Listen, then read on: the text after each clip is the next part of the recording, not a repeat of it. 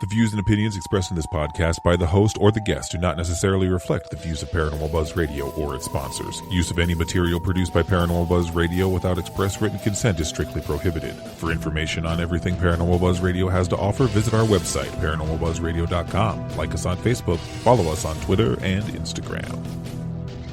Listener discretion is advised.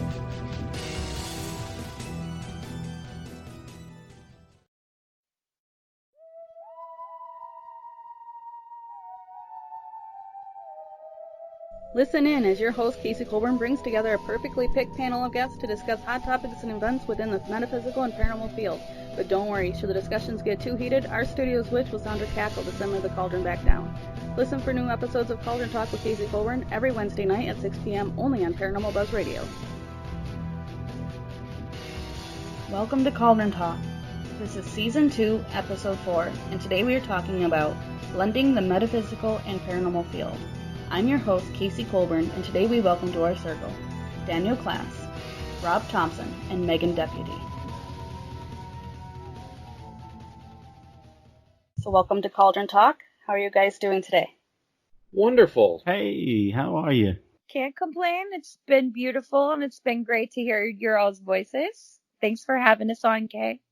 So before we begin, can you tell me a little bit about yourselves? Yeah, my name is, I'll go first if you don't mind. Is that all right, guys? I'll go first. My name is Daniel Klaes. I am an author, and I own the Hinsdale House in Hinsdale, New York, and I am a cast member on the Ghost Finders TV show. My name is Rob Thompson, and I am a host of the Ghost Finders and the founder and executive producer. I'm also a spirit medium and a traveler, as are we all on this ball of rock hurtling through space. Hi, my name is Megan Deputy, and I am also a member of the Ghost Finders, and I am a witch who practices eclectic traditional witchcraft. So that has been my life for as long as I can remember. My family raised me with the love of the arts, and I've been with the Ghost Finders, bringing that traditionalism and way of working with spirits into the show since 2016. And I'm also a makeup artist in the film industry by day, and it's been great to just travel the world with these guys and talk to the living and the dead. Awesome. Yeah, I'm very thankful to have all of you on. It's quite very cool to have the entire cast of the Ghost Finders on my show. It's pretty cool. We have one other member, though. Yeah, we do. It's a paranormal pooch, but he can't really speak for himself, so. He says hi. Well, actually, we have two other members, but we can't talk about that right now. So that's a sort of a Easter egg right there. Mm. What could he mean? How alluring. Ooh. Well, my questions for you today are, we're going to be talking a little bit about blending the metaphysical and the paranormal field. And so my questions for you today are, in what ways do you incorporate the metaphysics into your paranormal work and vice versa? I could start off. It was something, when I started first investigating that I didn't even utilize. It wasn't something that I wanted to utilize until it became a reality for me, where it started assisting me with what I was doing. And I feel that like a really good connection with Rob when he's working and we're filming or we're investigating a location, that he's leading us into something. And when you're in a giant 900,000 square foot location and you're trying to get answers, it really is great being able to utilize a medium in order to set you down the right path and send you in the right direction as to where you should go. Because I feel that like every time I've filmed with the Ghost Finders, it's like we end up in the hot spots of the location, and it's not because of somebody saying, oh, this is a place where we got evidence. It's because that's where we're taken to. So I think it really benefits what we're doing to utilize that in an investigation. Well said.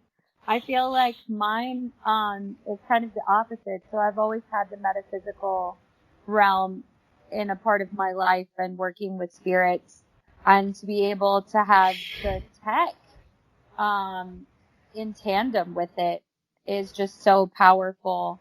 And I believe, just like Dan said, we've had some pretty amazing results and findings because we value both parts of it, and we also we use those things wisely and with respect, the metaphysical as well as all of the equipment that we can use together to just help give us a bigger perspective of what we might be coming across.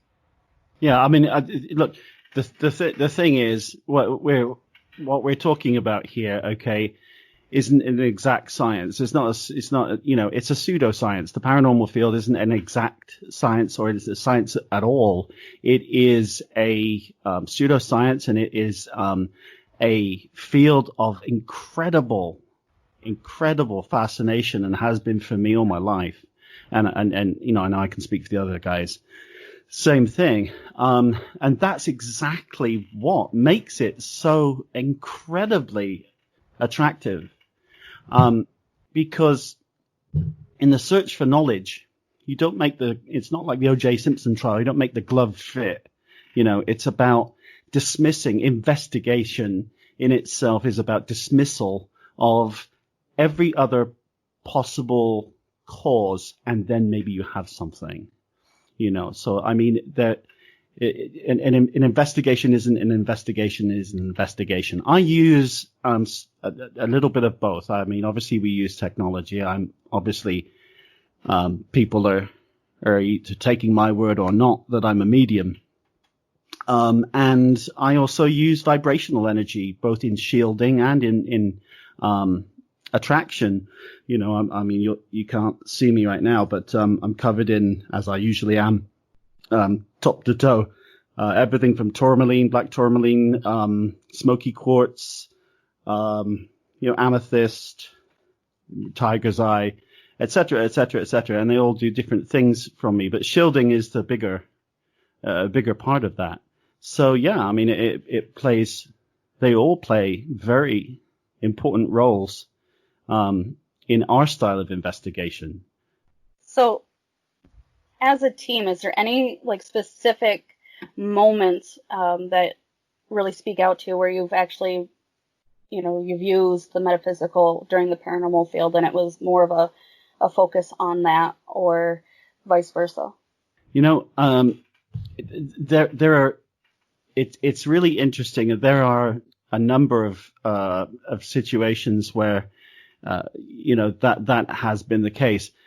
I want to just preface that by saying, when Megan and Dan and I are together, my spirit guide, are together, it's like a battery coming together. It's like the components of a battery all coming together. Boom. But it's like 3 or 4 different components all coming together, and just there's a feeling of complete, how can I put it? It's stillness, it's excitement, it's anticipation, but it's also calm, because we all know our styles. We all know how we work together, and we all know how we work individually.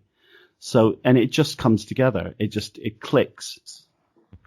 Yeah, I think to take off what you're saying, Rob, I mean, we play off each other's energy really well.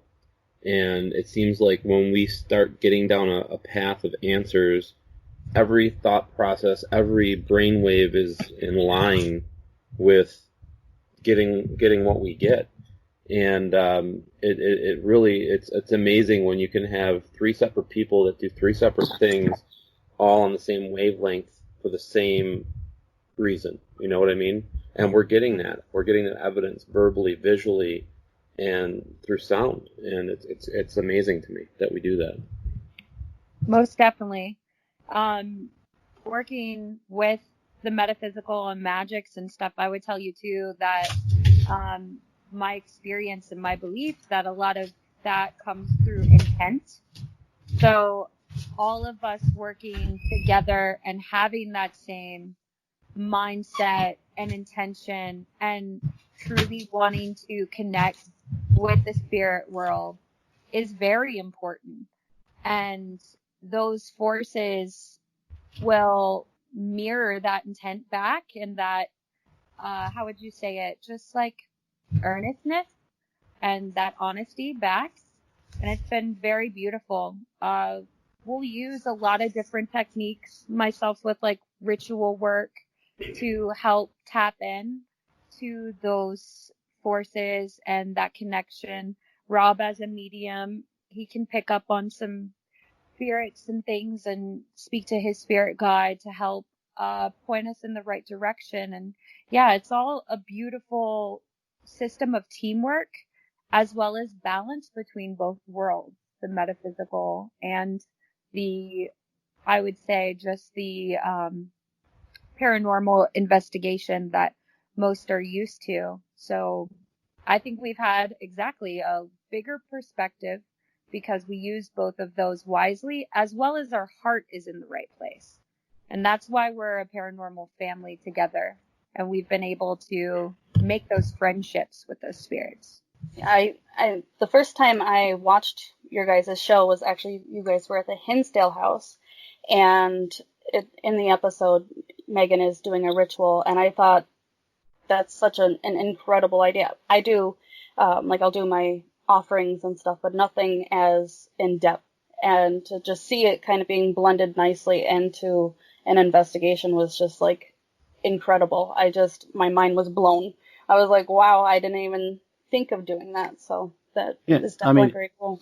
Thank definitely, you. Really, one of the things that is Meg is like really a superconductor, a catalyst for that, and I'll explain why. Because a few years back, around season 6, I think it dawned on me that a lot of the places we're going to are, there are groups coming in and coming out of there like literally all the time. I mean, and other shows as well. I mean, I remember in Gettysburg on a couple of occasions where we were actually waiting for ghost hunters to actually finish tearing down and leave so we could come in and start setting up. It's that busy a place, as you know, if you've been to Gettysburg. It's really something else when you have something left from that previous investigation. You don't know what questions have been asked. You don't know what happened within the confines of that or either side of the veil. While all you have is the location, and you have to somehow start afresh with the spirits. So that I figured, okay, what if there was a way where we could just say, right, this is going to show that we're different from the last lot that came in, and this is our proof that we're different. What better way than to incorporate, I figured, magic into this, witchcraft into this element, to do so as a way of sort of wiping the slate clean. Okay, yeah, whatever happened to you last night or last week, we're not the same guys. This is us. This is your proof. And Megan, will do a friendship, offering, ritual, whatever it happens to be to sort of show that. And I really, truly believe, because, this was one of the places that we got the most results by doing that. I think that was really a very pivotal location. You're really spoiled though at the Hinsdale house. I mean, it's one of the few places that you really truly have to be. I can't imagine leaving that place after even an hour and not beholding some phenomena, whether it be audio, visual, or otherwise. So yeah, I mean, that's how it all started. Megan is, really our conduit in that regard, so that as soon as we arrive, our attention is known. It's out there. And, more with honey than vinegar, as the saying goes. Mm-hmm. Yeah, thank you. To paraphrase ritual work and tapping into that, it's almost like instead of just trying to come up and talk to people on the street and engaging in a deep conversation off the get-go, we are with ritual work and these magics, setting up a formal tea party, setting out the fine china and handing out formal invitations. And it's made with a lot of love. And so right off the get-go, they understand, okay, this is not just, a drive-by conversation. This is the start of showing respect to each other. This is building a friendship. And that's like an easy kind of way to paraphrase what we do. And I think that's why we do get these much more in-depth conversations sometimes in these findings through this principle of working with the metaphysical. All right. So the next question is, how has either of the methods impacted your personal life? I mean, as far as the metaphysical, I mean, dependent on what you want, again, to believe. But in my case, and in the case of our co-producer and my partner Heather, I mean, it's a part of our daily life that is all day, every day, whether it be the simplicity of putting on a talisman, lighting a candle, burning some incense, or on a full moon, putting your crystals out to recharge. Whatever it happens to be, it affects our lives in a huge way. I mean, the energies shift and change just like the positions of the planets and everything in life. It's the only constant is change. So, I mean, it affects us a lot in multiple ways. For me, in a very positive way, my life's been a lot more positive, and I've been able to shield from negative and toxic people far better, knowing what I know now and using the stones, the crystals, and the methods that I do now. And I just, it has really helped me to grow spiritually, more than anything else in my life. So it's really affected my life in a very positive way. I feel the same way too. I feel like for some reason my calling, I kept getting drawn to light workers and like healers, like people in the medical field. Like I surrounded myself by those types of people, and I just started learning and gaining knowledge and trying. I guess in a way I think it's made me a better person, because it's given me a lot of patience to be able to sit back and analyze things and really look at what things are worth in order to make a positive decision, or a decision that's going to affect other people in the right way. It's and it's been a lifelong journey. I mean, I feel like even you and I, Kay, we were put together for a reason, and it was over food, of course, at the beginning, but there's a bigger purpose for us, and we do we've done a lot of great things together and a lot of positive things, and I think if you keep doing that type of stuff, it just builds more positive relationships with people. Absolutely, I think so too. Yes, exactly. That ripples out and touches more people, and what you put out into the universe too, and your intentions comes back. And yeah, that's been something that's always been a part of my life. And as a witch, that's day in and day out. Like I wake up with this relationship with the spirit world and the metaphysical. There are everyday, not just like rituals, but like it just is. You live and breathe it, and you send out that intent and that what you're trying to put out into the world, and it comes back to you through people. So that's beautiful, Dan. And Kay, we're so happy to have you in our lives as well, and all of the connections that come forth it's just wonderful to be able to kind of step back and look at the big picture with things. But yeah, that's all choosing what you want to put into your life. And that it all starts with thought and intent and actions. Thank you. I'm very happy to have all of you in my life too. I look up to all of you in the field, and every time you're doing something, I'm right on it. My mom is a huge fan, so we get to share that too. So thank you. Hi, Kay's mom.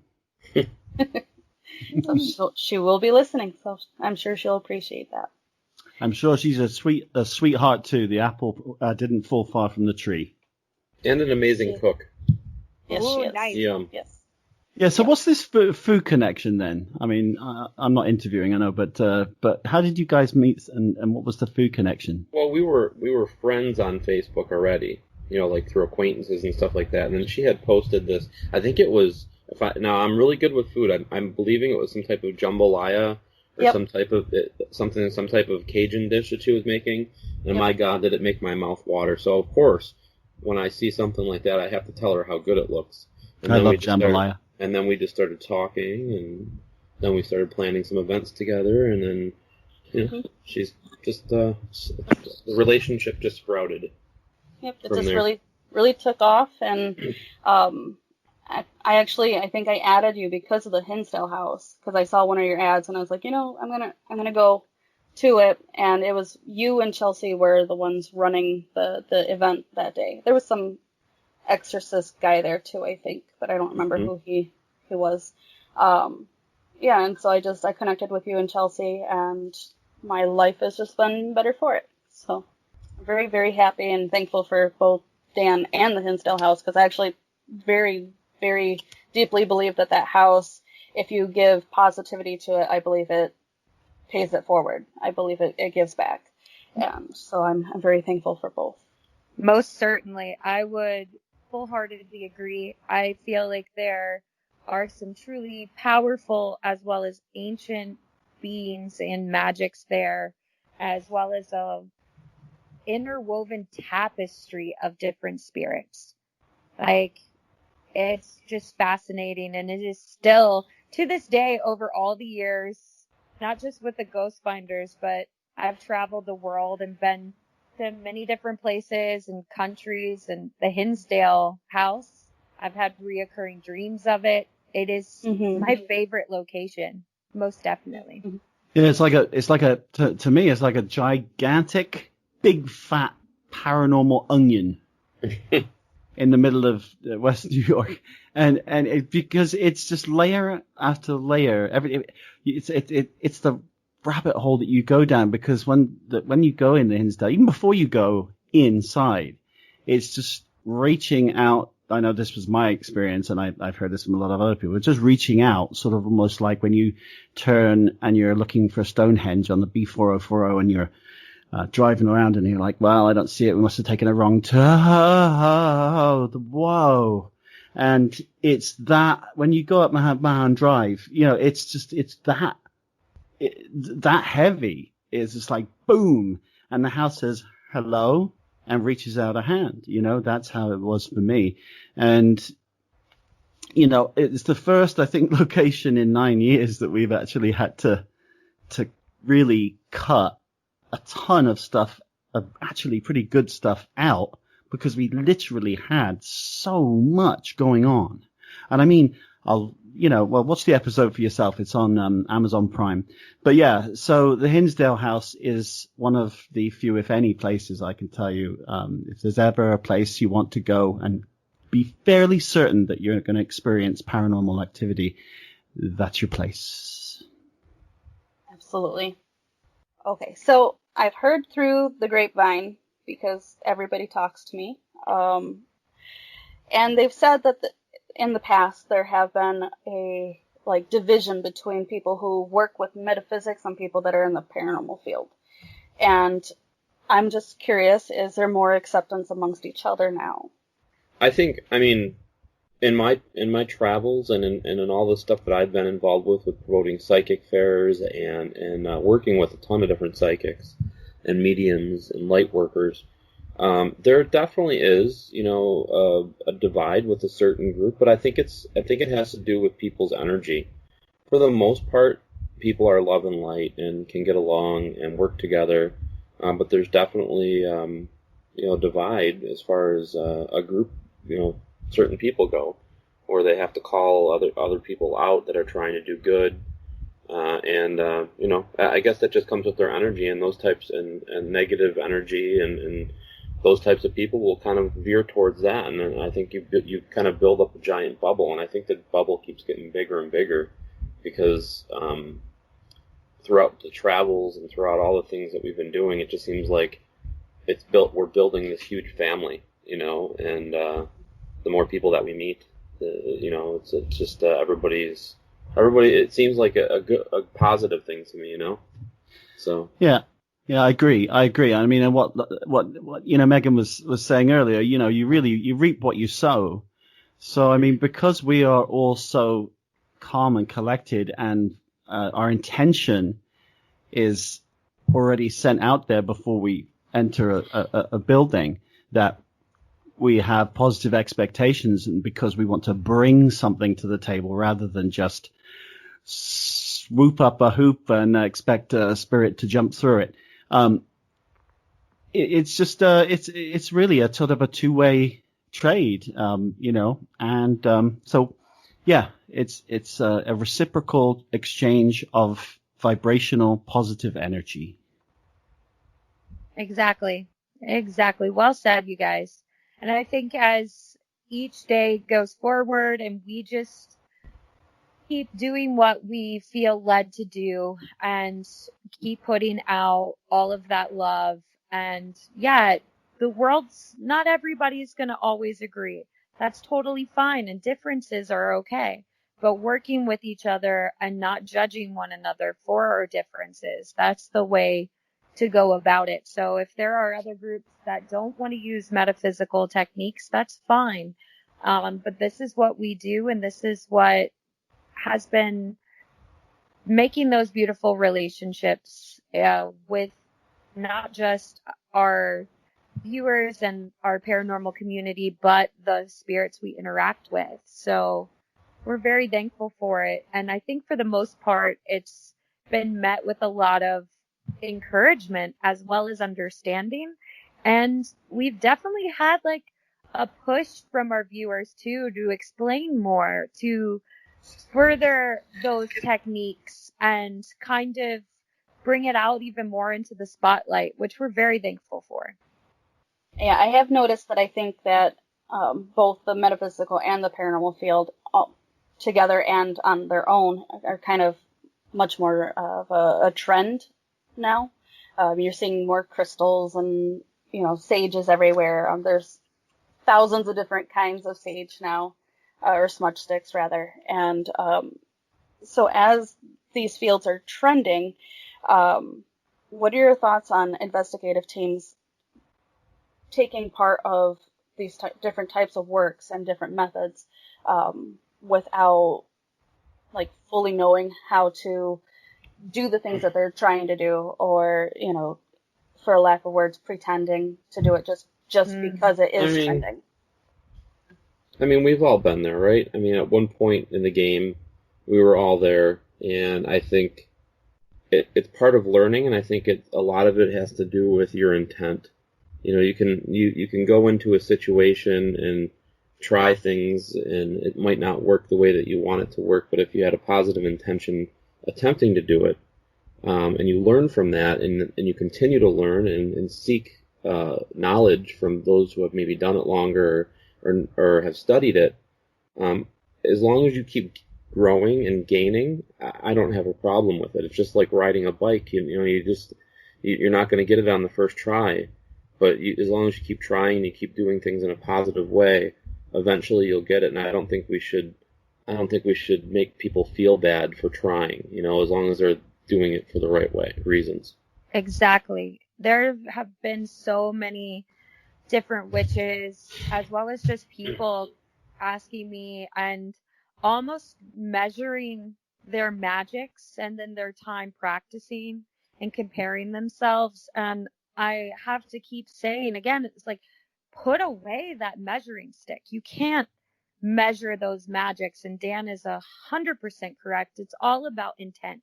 I will say again, there might be a practitioner that's been doing this for 50 plus years and somebody just coming at it with a pure heart. Your intention and those magics are going to tap in much more purely than maybe someone who's been doing it for 50 years. So it all comes down to, what are your feelings while you're doing this? Did you put the work into it? Do you want to learn? Or are you just kind of doing it because you think it's trendy and it's fun and you're kind of scoffing at it? It all is about what's in your heart.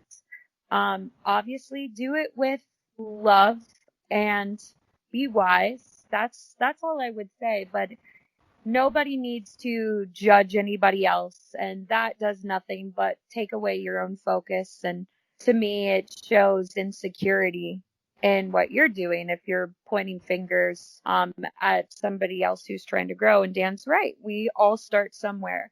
But I really do want to tell people to stop measuring, stop comparing themselves, and just focus on what's true to you. And that's what's going to really help you build those relationships. Yeah, absolutely. It's so important. People ask me, oh gosh, I want to do this. I want to ghost hunt.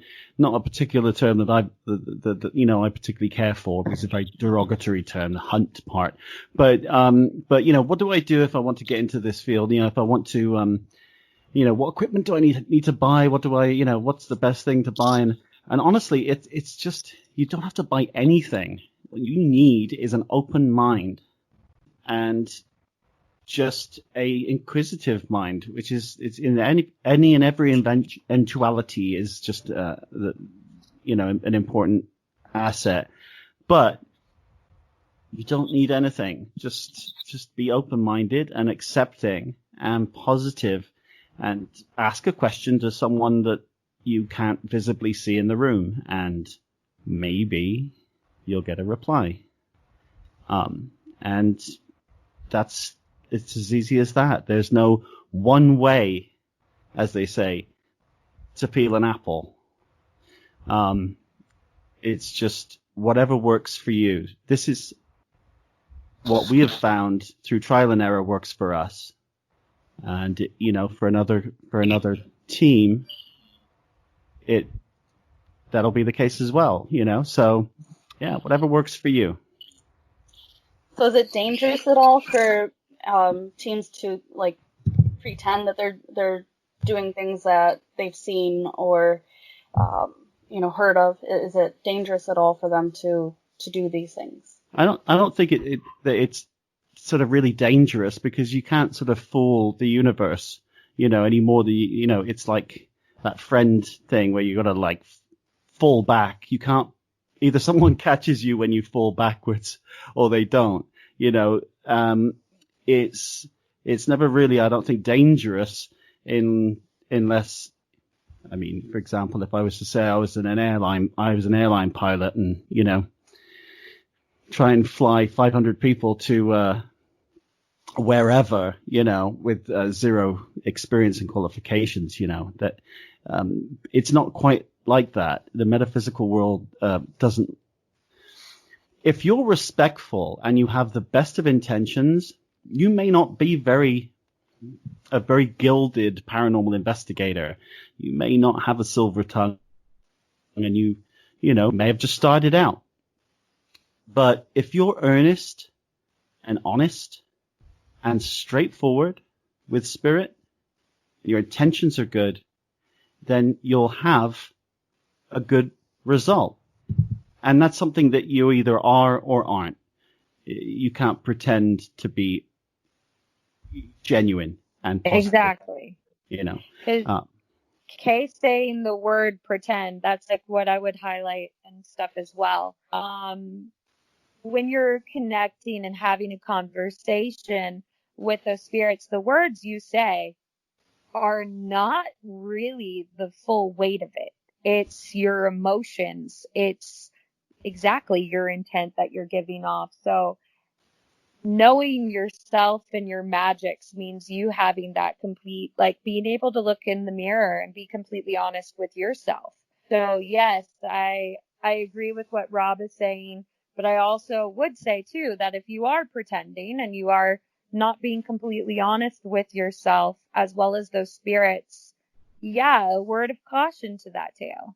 And it's just that person, and you will know what you're comfortable with. If you feel uneasy doing anything, or if there's apprehension or fear getting laced into whatever you're doing because you're not comfortable with it, it is tainting that intent and connection with those spirits. So don't let any kind of peer pressure make you do something. But if you genuinely feel led to, like if your instincts lead you to like want to make an offering or a gift, and you have that true connection with wanting to do something you've never even seen or read before, that is honestly sometimes a much more potent magic and working than just copying something that you've seen or read, or you feel like you quote unquote have to do. You don't have to do anything. And it's much more personal if you're in the kitchen making a recipe and customizing it to somebody who you know they love much more cinnamon on this pastry than what it says in the recipe book. Put a little extra cinnamon in it. Just listen to those instincts. But yeah, never pretend.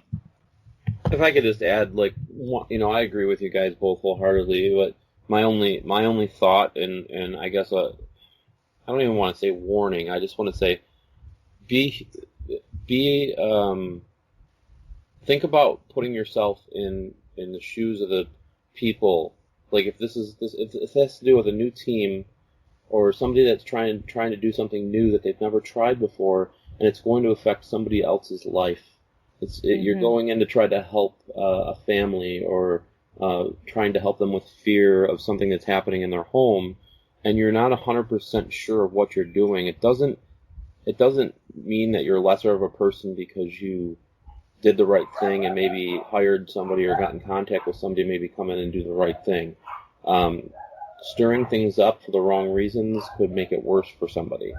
Right. And it's always good to maybe call somebody in and learn from them. That's what this is all about, is learning.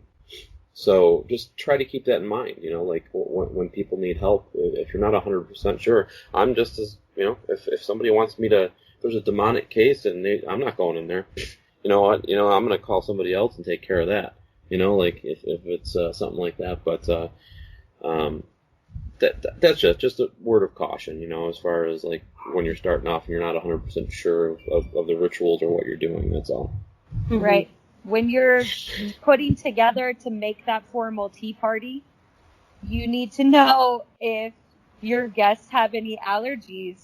You don't want to make, if everybody is gluten-free and you're making a whole wheat cake, you might actually end up insulting your guests for not taking that time to understand and fully get to know them first. So that's another way to kind of put it. Like, exactly, Dan is correct. So yeah, and that apprehension or fear or anxiety, that will seep in and make the food or your gifts not as like, I would say, pure as you would want them to be. So yes. And delivery is everything as well. How you, not just what you say, but how you say it. Not just what you do, but how you do it. Your integrity is only as good as every single person in your group. So if one person is just screwing around and throwing rocks to make the rest of the group think that there's something going on, well, all that person is doing is really just really removing any integrity from the entire group. because the perception will be that the entire group then, by spirit, will be that this is something I'm not going to participate in. And that happens. I mean, it happens all the time. So, yeah, I mean, it's not rocket science. Conduct yourself with the best of intentions, and then you feel that your intentions are good and honorable and whole. And in terms of TV production, that's even harder because, you have to make sure that every single person, right down to your sound person, is very positive and very, believing and accepting individual. You have to, whether it be the bottle washer or the first assistant director, it doesn't matter. But you've got a bigger team of people. Each and every last one of them has to have the right intention, or it's just not going to work. Mm-hmm. So, what are some of the tools that can be used on just the parasite and just the metaphysical side that you can use during an investigation? Well, I mean, there's a whole array of different tools that you can use. I mean, I always say to try them out and see what works best for you. I experiment a lot with spirit boxes, and I like the basics really. Your senses, using your senses, and I try to utilize what's around me and try to figure things out the best that I can. I mean, that's what, like, if you're just starting off, that's what, like, going on a tour would do. You're going to put yourself around tons of equipment that you probably, because it's expensive, and it's an expensive hobby. Nobody's getting rich over this, so try some things out and see if you like them, and then maybe get your own, and maybe set some goals and get your own at some point, But they should have like a paranormal rental, equipment rental, wouldn't that be? They totally should. Yeah, Mm-hmm. I mean, that I would think be... you can. I think in Salem, there's a couple places that you can actually do that, and big paranormal hotspots like Salem. I think, well, in our case, I mean, we've over 9 seasons, we've acquired so much equipment that it would be insane to drag it all around the country. So I think what we do is, and to each their own, but it's not a cookie cutter type of thing. So, I mean, for example, what I mean by that is if you're in a place like Wilson's Castle, remember, Meg? Oh, yeah. Where you show up and it's minus 25 degrees, and you just suddenly find out that the power has gone out. And your investigation suddenly goes from an investigation to an investigation / survival show. Then, number one of the things, no power, no false positives in the middle of a field, no other influences, no taxi radios, you name it. I want to use EMF equipment, because if I'm getting positives, EMF fields in a building that has no power whatsoever, then that's what I want. If I'm in the middle of metropolitan Philadelphia at the Bessie Ross house, I'm not going to pull out a K2 meter. That would just be ridiculous, because it's going to go flashing on and off like a John Travolta evening. I mean, so it really depends on your environment. It depends on whether you're investigating inside or outside, and so on and so forth. So we know those, we have that information obviously beforehand, and we'll take with us the stuff that we believe will be best in that particular environment and circumstance. Absolutely. And the same goes with the metaphysical side and ritual work for me. Like, it's not going to be the exact same ritual time and time again. It depends on the environment. There's a lot of earth magic that goes into connecting with what's there. And you have to get a lay of the land, understand, pick up on those things, just like Dan and all of us keep saying again. You have to use just yourself, your intent, your spidey senses, so to speak, to listen. And that common sense and the understanding of your own spirit inside you, tapping in with those other forces, just on a communicated level. That's what it's about. So metaphysical wise, yes, you would use different stones, herbs. Mugwort is one that I feel like a lot of people on the trendy up and up still haven't like learned about yet. That's some traditional witchcraft too, that just as some things cleanse, mugwort actually amplifies and helps tap into the veil that way. And it's a very positive herb to use, and there's many different ways you can use it. And so I would say too, the biggest thing you have to your arsenal as well is knowledge.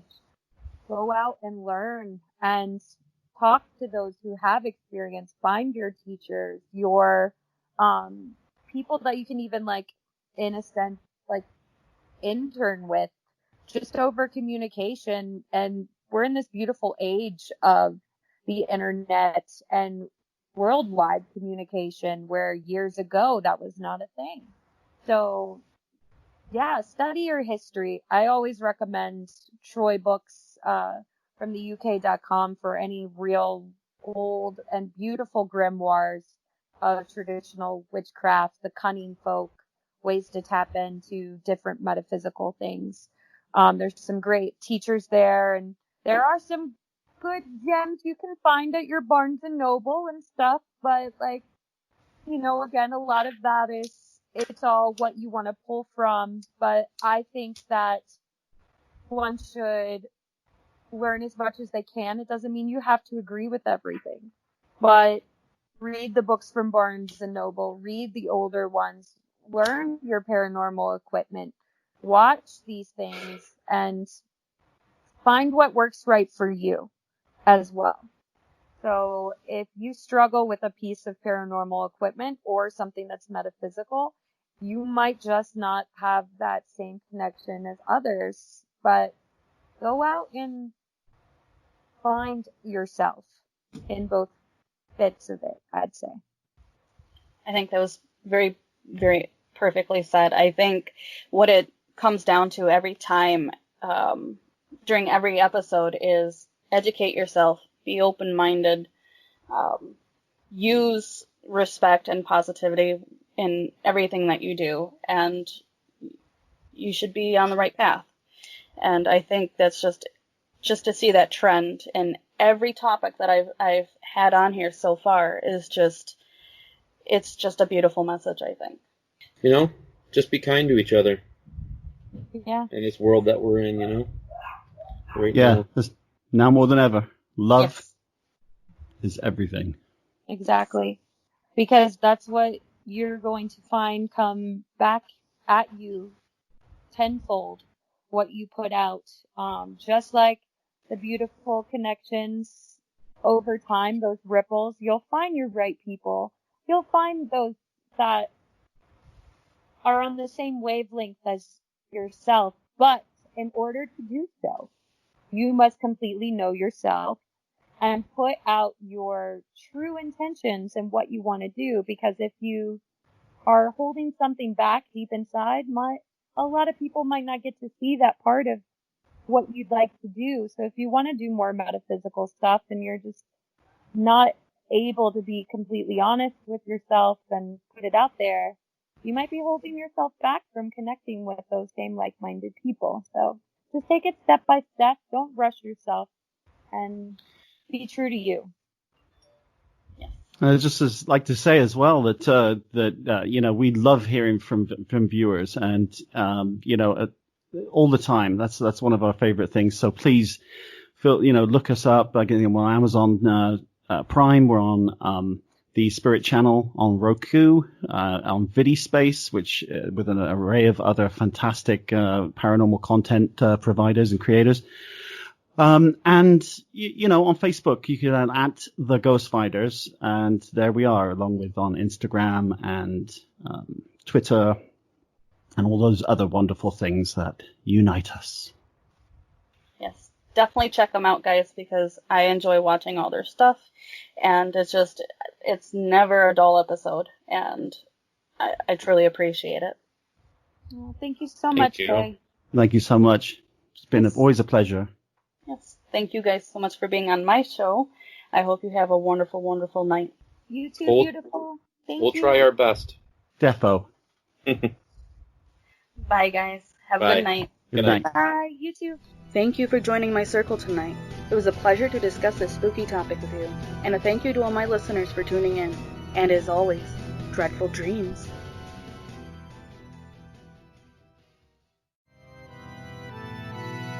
Remember, my darlings, to always be kind to those around you, including our friends with claws, fangs, and fur.